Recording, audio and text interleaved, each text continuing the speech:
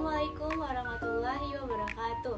Perkenalkan, nama saya Kaisha Kalani. Pada kesempatan kali ini saya akan menjelaskan arti dari kiamat sugro dan kiamat kubro beserta dengan contoh-contohnya.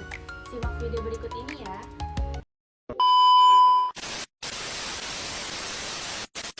Dalam ajaran Islam, kiamat terbagi menjadi dua, kiamat kecil atau sugro yang sudah sering kita saksikan, dan kiamat besar atau kubro yang belum terjadi namun pasti akan datang. Bencana yang semakin sering terjadi, perang yang terus berkecamuk, wabah penyakit yang meluas, serta gempa bumi yang merenggut banyak nyawa adalah kenyataan yang tidak bisa diabaikan. Semuanya merupakan bagian dari tanda-tanda kiamat kecil atau sugro. Berbeda dengan kiamat kecil yang berupa peristiwa-peristiwa lokal seperti kematian, bencana, dan wabah, kiamat besar atau kubro adalah kehancuran total alam semesta yang akan diawali dengan 10 tanda besar atau asraat al-kubro. Rasulullah SAW bersabda, kiamat tidak akan terjadi hingga kalian melihat 10 tanda: Dajjal, asap ad-dukhan, binatang dari bumi atau dabah, terbitnya matahari dari arah barat, turunnya Isa alaihissalam, keluarnya Ya'juj dan Ma'juj, 3 penenggelaman besar di timur, di barat, dan jazirah Arab, serta api yang keluar dari Yaman.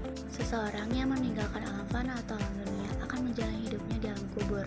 Kehidupan di alam kubur atau alam barzah, terutama di malam pertama, akan sangat mencekam. Sebab seorang yang meninggal, ketika orang meninggalkan jasadnya, maka dia seperti di dalam alam mimpi.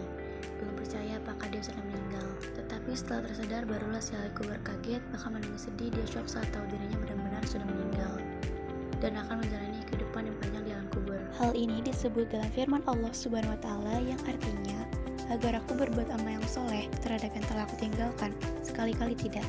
Sesungguhnya itu adalah perkataan yang diucapkannya saja, dan di hadapan mereka ada dinding barzah sampai hari mereka dibangkitkan. Al-Quran Surat Al-Mu'min ayat 100. Hari kebangkitan setelah mati atau kerap disebut sebagai Yaumul Ba'ats. Menurut Usnul Musta'in, adapun hari kebangkitan merupakan rangkaian dari hari kiamat. Seperti diketahui, hari kebangkitan adalah kehidupan setelah mati. Sebagaimana disebutkan bahwa malaikat Israfil akan meniupkan sangkakalanya, maka hari kiamat akan datang. Terjadi bencana di mana-mana, dunia kiamat, dan semua makhluk akan binasa. Tak ada satupun yang tersisa dan luput dari kematian. Selanjutnya, malaikat Israfil akan meniupkan sangkakalanya untuk yang kedua kalinya. Maka semua makhluk yang sudah binasa dan mati itu akan hidup kembali tanpa terkecuali. Hal tersebut diungkapkan dalam surat Al-An'am ayat 87.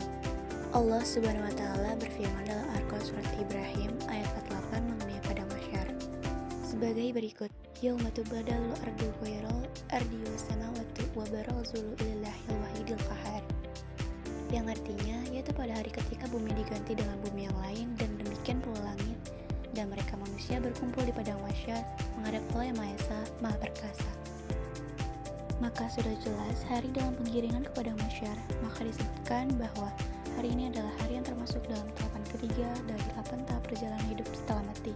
Sementara itu, dalil tentang Yaumul Hisab juga disebutkan dalam Al-Quran Surat Al-Anbiya ayat 47 yang berbunyi, yang artinya, dan kami akan memasang timbangan yang tepat pada hari kiamat, maka tidak seorang pun dirugikan walau sedikit sekalipun, hanya seberat biji sawi.